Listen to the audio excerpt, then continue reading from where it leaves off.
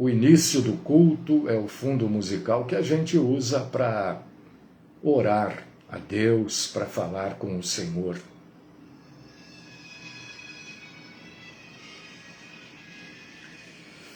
Maravilhoso, grandioso, poderoso, Senhor de tudo e de todos.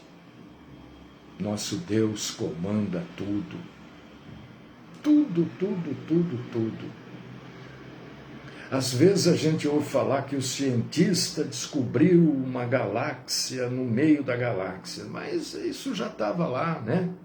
Deus já havia criado e ele sabe por que ele criou. Ele sabe exatamente por que cada estrela está naquele lugar. Ele sabe tudo, tudo, tudo, tudo, tudo. Ele nos conhece antes da gente ser gerado pelo pai, pela mãe, porque para Deus a família é assim, pai e mãe. O pai é homem, é macho, é do sexo masculino, e a mãe é mulher, é fêmea, sexo feminino. Deus vê desta forma a família. Os homens inventam, né, um monte de coisa, variações, mas é assim que o nosso Senhor vê. E ele nos conhece muito antes da gente ser gerado. Davi diz num determinado salmo que Deus já o conhecia quando ele ainda era uma massa disforme. Olha, quando ele nem jeitinho de ser humano ainda tinha, Deus já conhecia Davi e conhece a cada um de nós, antes do momento da concepção. Então, não pode haver segredos entre nós e Deus, entre nós e o Senhor, e nós aqui declaramos ao Senhor todos os dias o nosso amor a Ele. Ele faça ou Ele não faça. Ele atenda ou Ele não atenda. Ele realize ou não realize. Ele é Deus e nós o amamos, o adoramos, o respeitamos e o tememos como Deus. Rendemos glórias ao Senhor nesta manhã. Te agradecemos por este dia que o Senhor coloca à nossa disposição. Glórias a Ti, Senhor. Recebe o nosso amor, nossa adoração, nosso respeito, nosso temor. Permite que nós o adoremos como igreja nesta manhã, através da proclamação da Tua Santa Palavra. Esta é a oração que eu realizo, é a oração que eu faço, não por mim só, mas por todos aqueles que estarão conosco, adorando e cultuando o Senhor, no nome do Cristo Jesus. Amém.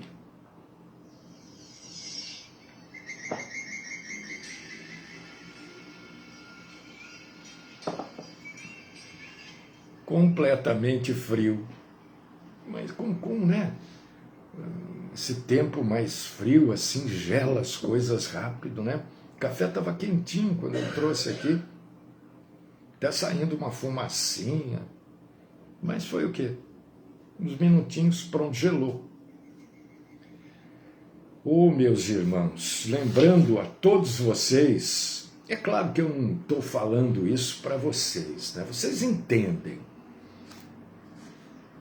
A gente fala isso para quem está chegando, vai ver esse vídeo, porque as pessoas têm nos ajudado, têm colocado lá o like, né? Têm repassado esse vídeo para outras pessoas. tem feito comentários, e isto faz com que o YouTube divulgue o nosso vídeo. E eu tenho observado que tem crescido o número de pessoas que têm visto o vídeo. Então é para essas pessoas que eu quero dizer que este trabalho é independente, interdenominacional. Esse trabalho aqui chama pessoas para Jesus Cristo, proclama, prepara o arrebatamento da igreja, e esse trabalho batalha pela fé que uma vez por todas nos foi dada, como está lá na carta de Judas. Por causa disso que eu ouso dizer que este trabalho é evangelístico. Muito bem. Dito isto, porque de vez em quando a gente lembra, né, qual que é o motivo desse trabalho, qual que é o teor desse trabalho. É evangelizar. Evangelizar. E aqui a gente vai pegando a Bíblia e vai trazendo a explicação bíblica sobre passagens, né? Pregando a Bíblia e explicando dia após dia. Por causa disso que eu ouso, né? Me atrevo a dizer que esse trabalho é evangelístico. E aí, nessa linha, eu convido você para abrir a sua Bíblia no Evangelho segundo Mateus, capítulo 5, versículo de número 4. Só esse versículo nós vamos pegar aqui. E vamos pegar a parte A dele. Mateus, capítulo 5, versículo 4. O que está escrito aí? Bem-aventurado os que choram, porque serão consolados. Que coisa fantástica, né? Não é por causa disso que a gente vai ficar chorando na igreja, né? Porque tem gente que chora e diz que é a visitação do Espírito Santo. Eu acho curioso isso, porque não é isso que a Bíblia diz, que o Espírito Santo nos visita. A Bíblia diz que nós somos morada do Espírito Santo. Então o Espírito Santo vive com a gente, ele não visita. Eu não vou dizer que todo mundo que chora na igreja está tocado emocionalmente, mas a grande maioria é o toque da emoção. E o cristianismo, eu falo constantemente, não é feito, não é realizado, não é praticado emocionalmente. O cristianismo é fé. E a gente é salvo pela fé. Ontem nós falamos disso, né? Pela fé. Então, Mateus, capítulo 5, registra uma parte do sermão da montanha, sermão do monte, né? Como é chamado. Sermão.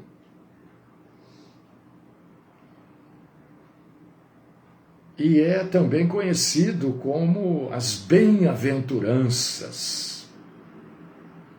E esse versículo 4 de Mateus 5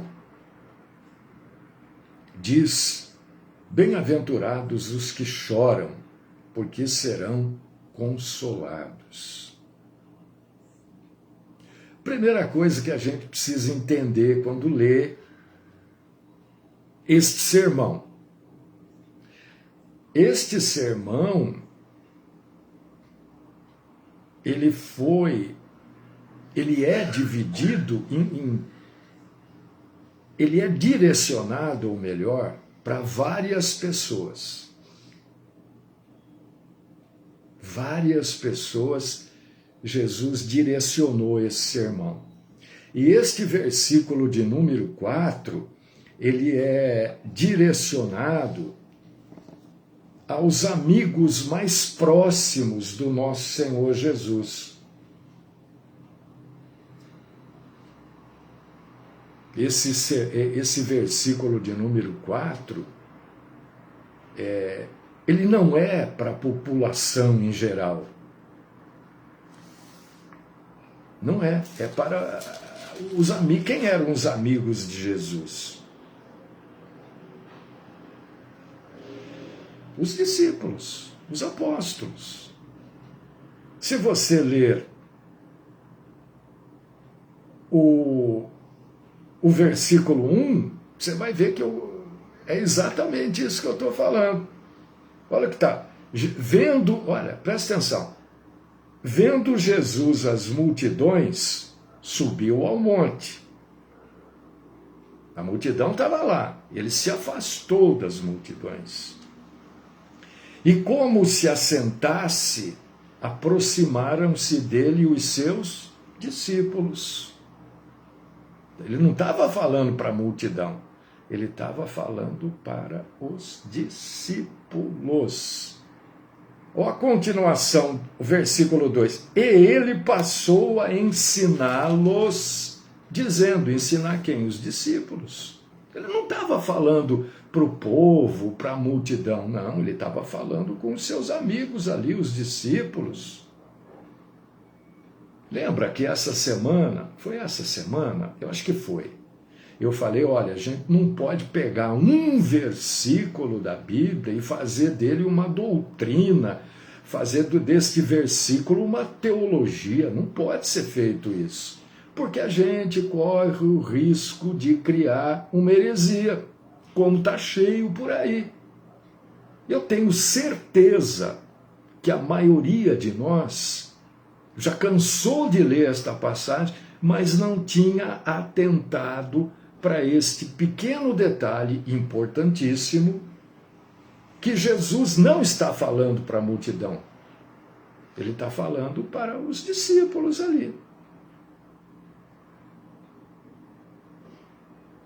E o que é um sermão? Você precisa saber. Um sermão é uma coleção de verdades criadas para preparar os seus seguidores. Eu nunca falei, ou não me lembro de ter falado, que eu faço sermão.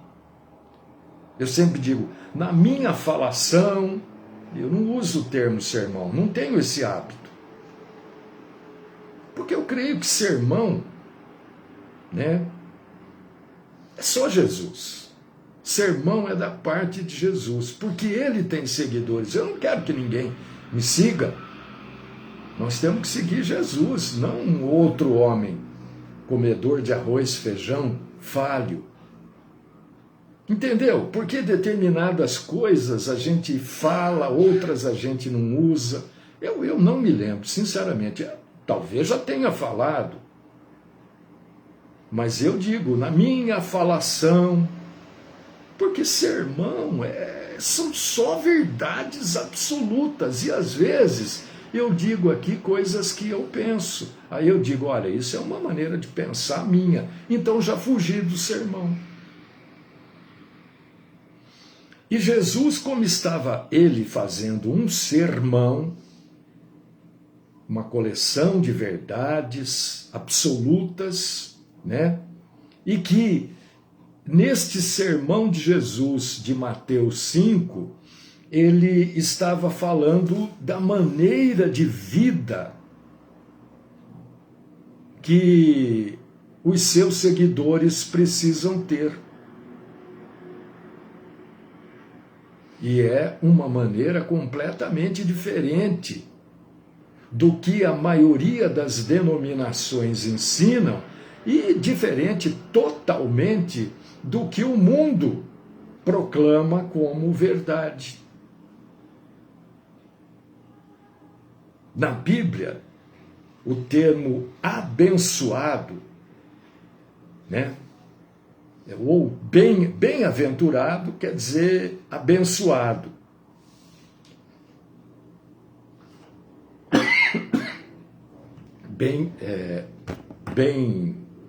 bem-aventurado, eu mexi aqui, agora tem que arrumar aqui, aí, pronto.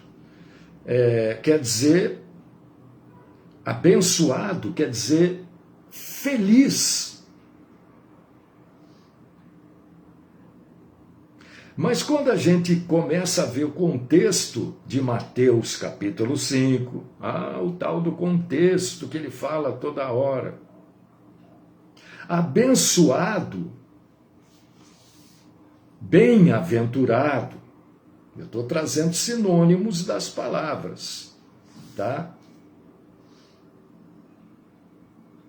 Quer dizer o quê? Um estado de tão bom que causa inveja em pessoas. É um estado invejável.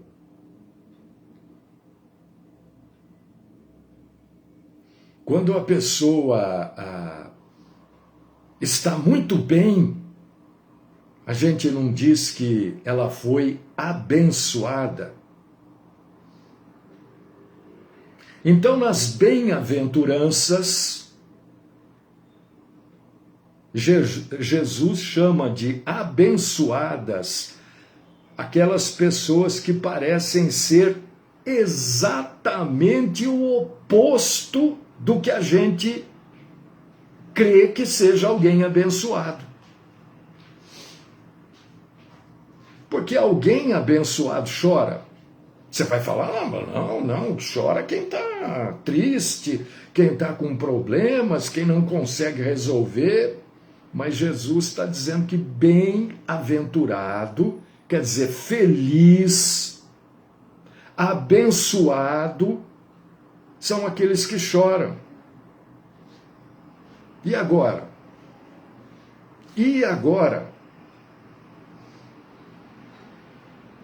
É que Jesus tinha uma sabedoria, uma inteligência, porque sabedoria é uma coisa, inteligência é outra. Jesus era extraordinário, né? Porque ele é vivo. A gente diz era porque a gente está se referindo ao tempo que ele andou aqui na Terra como ser humano. Mas Jesus, quando diz que bem-aventurados os que choram, ele está dizendo exatamente o contrário àquilo que o mundo prega, aquilo que o mundo vê como felicidade.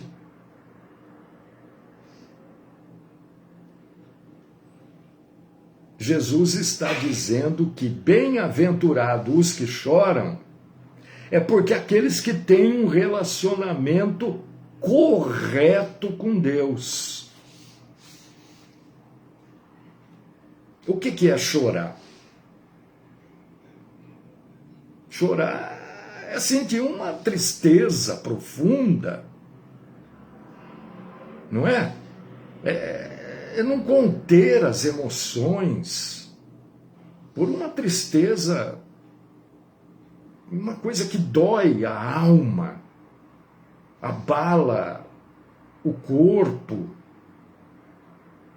Então, de acordo com o tema bem-aventurança espiritual,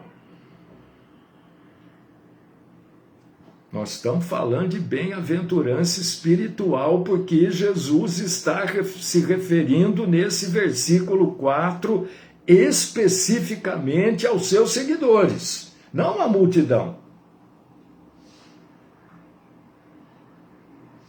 Indica que esse choro é pela tristeza do pecado.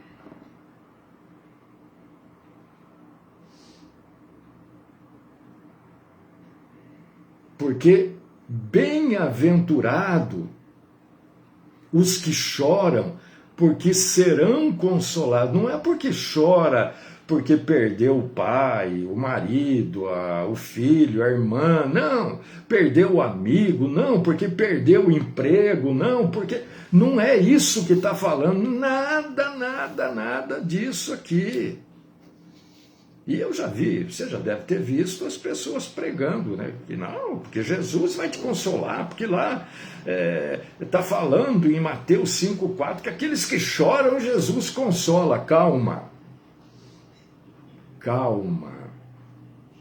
Jesus consola aqueles que choram porque se reconhecem como pecadores. Por que é importante a gente se reconhecer como pecador?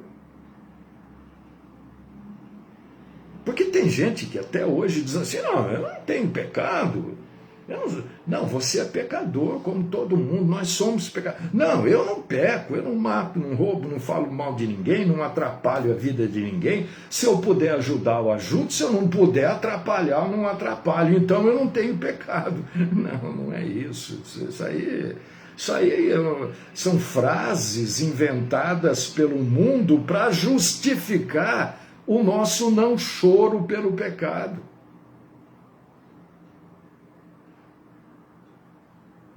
Aquele que chora, ou aquela pessoa que chora, porque se reconhece como pecador na frente de um Deus totalmente, absolutamente santo. Eu vou ficar tossindo de vez em quando, né? Porque eu me empolgo um pouco aqui e a garganta pega. Essas pessoas recebem o conforto. Bem-aventurados os que choram, porque serão consolados. O consolo, o conforto, vem de quem?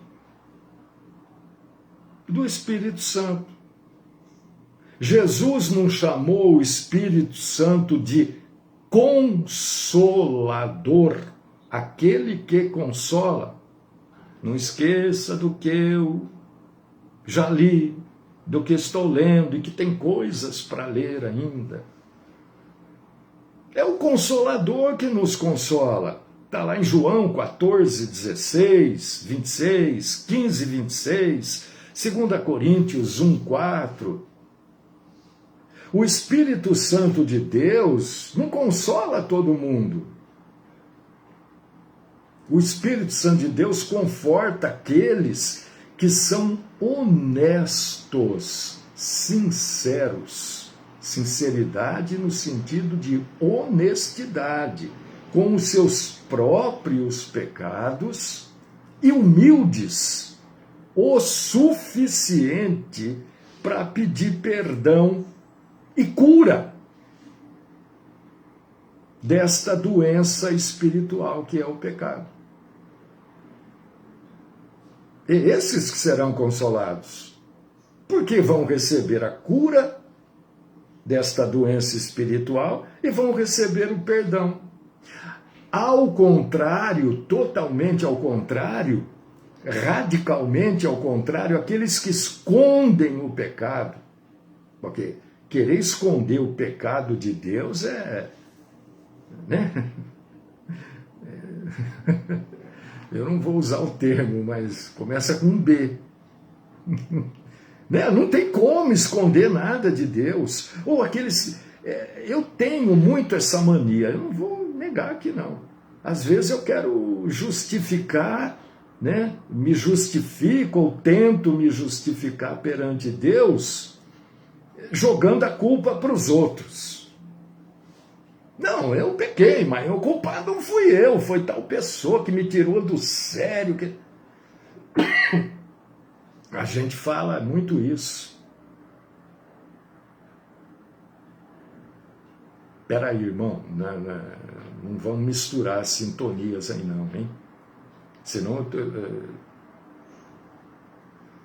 a questão do pobre de espírito é motivo, Otávio, de uma outra apreciação num outro tempo, tá?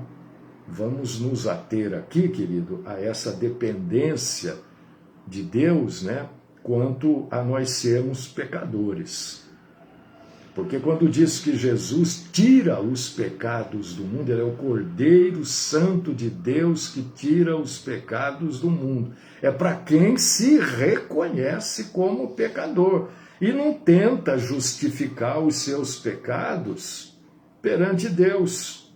Porque esses que fazem isso, Otávio, nunca poderão receber o conforto do Espírito Santo nunca serão consolados, porque o conforto e o consolo só vem para quem tem um coração puro. E quem não tem o coração puro não se reconhece como pecador e quando se reconhece, tenta justificar o pecado, querendo incluir mais pessoas no seu pecado. Mas isso está na Bíblia? Claro que está. Versículo 8 de Mateus 5. Bem-aventurados os limpos de coração, porque verão a Deus. Então tem que ter um coração puro, puro, né? Puro, de limpeza.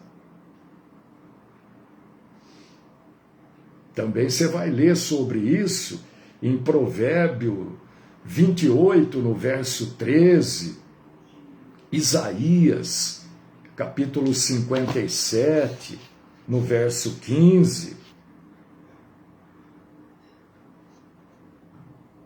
Então essas bem-aventuranças que estão aqui em Mateus 5, Jesus está falando para os seus seguidores, para os discípulos. O que ele está falando assim, no frigir dos ovos, né? Que ninguém que se diz cristão, estou usando o termo cristão agora como aquele que é parecido com Cristo, que segue Cristo. Nenhum discípulo de Cristo deve buscar a felicidade como o mundo faz. Olha, quando a gente começa a entender o que está escrito, até o jeito que a gente vai orar muda. Porque gente, é natural da gente, a gente vai pedindo para Deus nas nossas orações as coisas que nos afetam neste mundo. Não é? Claro, a gente está nesse mundo, eu vou pedir. Não! Mas seguir Jesus é exatamente não buscar a felicidade que o mundo apresenta, porque isso não é felicidade. Vai mudar a maneira que você vai orar, claro. Por exemplo, a verdadeira alegria não é encontrada na ambição egoísta.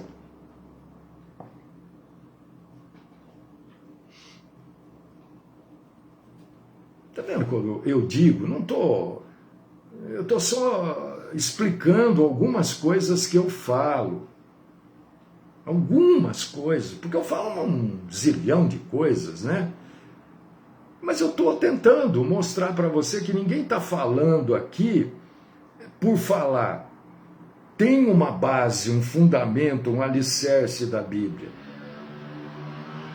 A alegria, quer dizer, aquilo que vem de Deus, a bem-aventurança, o consolo, não é para quem busca em oração, em campanha, num monte, em promessa, sei lá que nome que se queira dar. Mas não é para quem busca ambição egoísta. Não é para quem usa desculpas e autojustificação.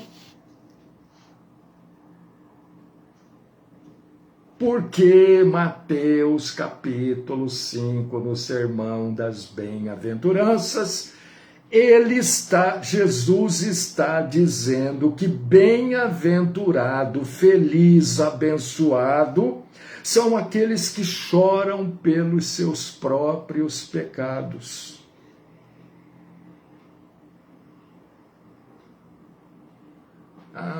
Você não me convenceu muito, não, porque eu não estou conseguindo achar isso aí. Então, abre aí a sua Bíblia em Isaías, capítulo 66, versículo 2. Vamos lá. Isaías 66, 2. Esperar um segundinho para você chegar, Velho Testamento, um pouco para trás, assim você já acha Isaías. Mas eis que... Não, mas eis para quem olharei, para o aflito e abatido de espírito, Otávio, e que treme diante da minha palavra.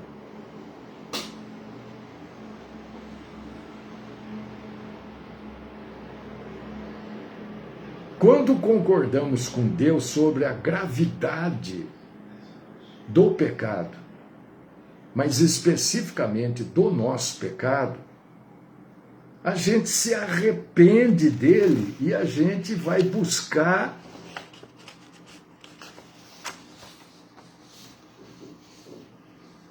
o poder de Deus para a gente se afastar do pecado.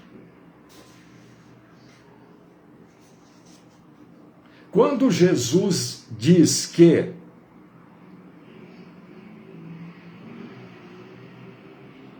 ele conforta, ele vai usar o Espírito Santo de Deus para nos confortar. E quem é que nos convence do pecado? O Espírito Santo de Deus. Bem-aventurados os que choram, porque serão consolados. Que tipo de choro é esse? É o choro que leva ao arrependimento. O choro que leva ao arrependimento por ter pecado é um choro aos olhos de Deus abençoado. Porque houve arrependimento ali. Tão sério quanto pecar é não se arrepender. Dá uma lidinha aí em 2 Coríntios, capítulo 7, versículo 10. Quero parabenizar o pessoal que está aí com a gente pelo Facebook, porque a maioria das pessoas, a grande maioria das pessoas não gostam desse tipo de falação, desse tipo de pregação. Falar sobre pecado, arrependimento, pô, cara, numa sexta-feira de manhã o sujeito vem falar aqui de pecado, de choro. Falar o quê? Pecado, pregar o evangelho. 2 Coríntios, capítulo 7, versículo 10. E este arrependimento, esse choro, que aos olhos de Deus é um choro abençoado, ao ponto da pessoa ser consolada pelo Espírito Santo, resulta no perdão e na purificação desta pessoa. A pessoa passa a ter um coração puro. Faz isso hoje, faz isso depois, faz isso amanhã. Aquilo passa a ser uma prática. Salmo 30, verso 5.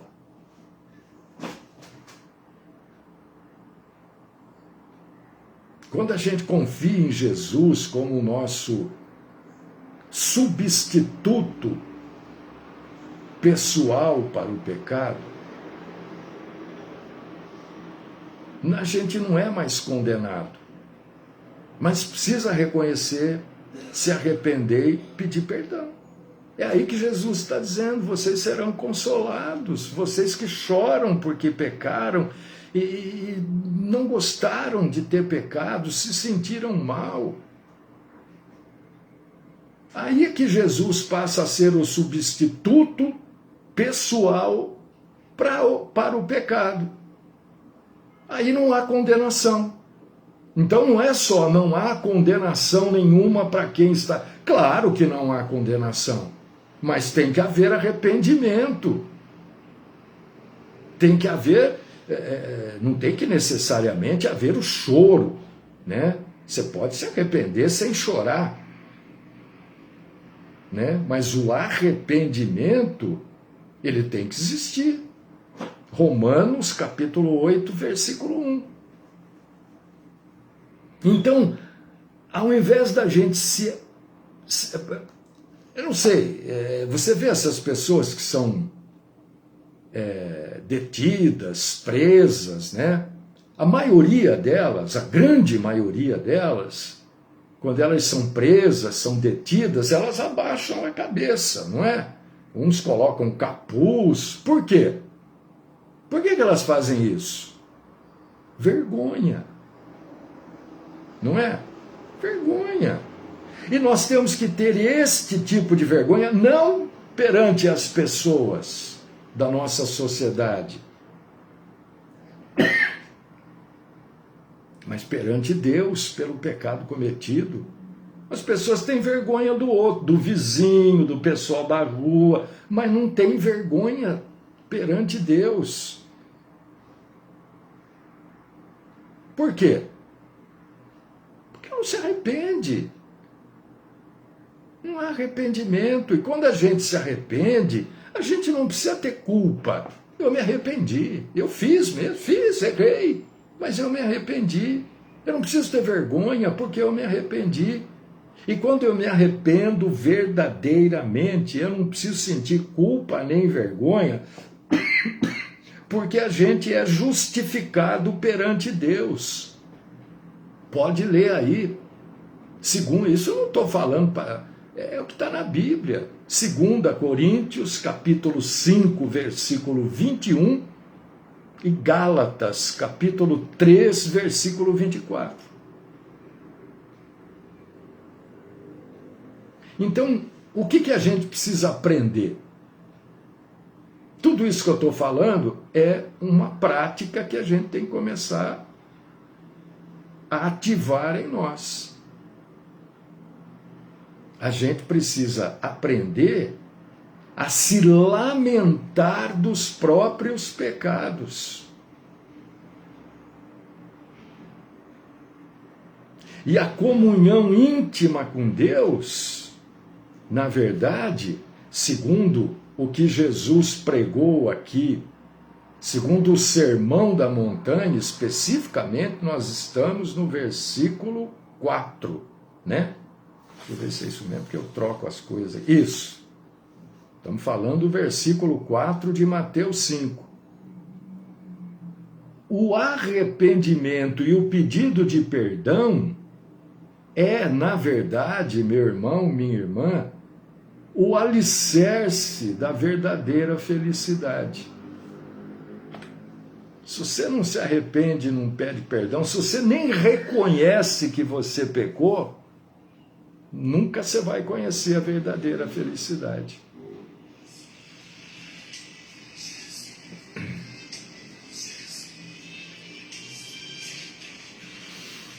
Oh Deus Todo-Poderoso,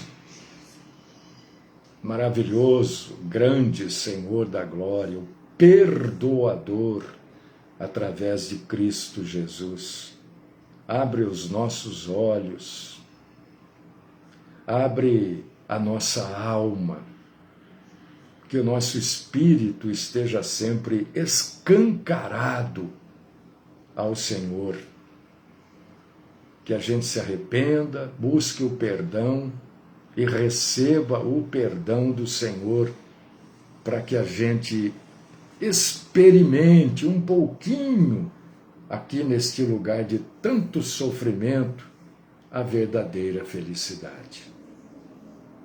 Eu oro por mim e por todos os meus irmãos e irmãs, no santíssimo nome do Cristo Jesus, o nosso perdoador e salvador.